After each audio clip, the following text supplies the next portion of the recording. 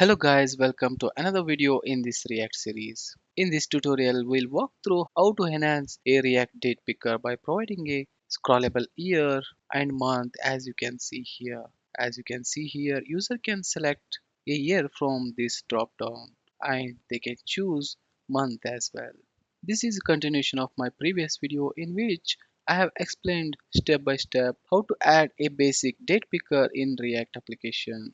If you have not watched that, please feel free to watch that video and come back to this one. I have provided the link for that video in the description as well.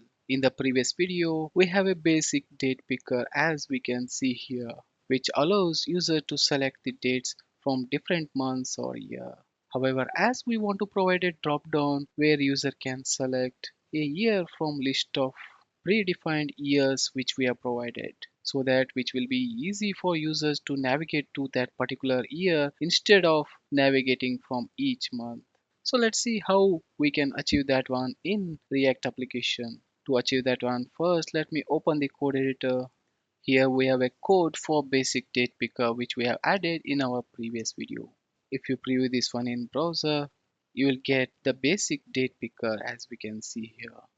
To add the scrollable option, the first property or prop which you need to add in the date picker component is show month dropdown. And another prop which you need to add here is show year dropdown.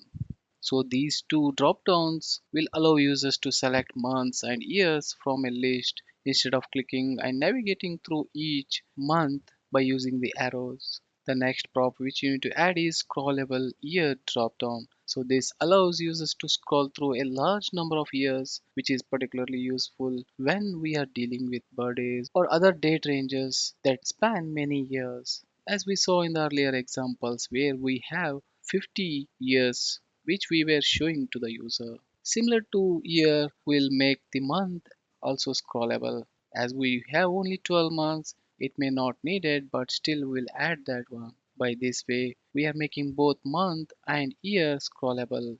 And the final prop which we want to add here is year drop-down item number. This will help us to define the number of years which we want to show it to the user. In this case, I have defined as 50. This will show a range of 50 years in the drop-down so that users can select any year in those 50 years list. You can change this number based on your requirement.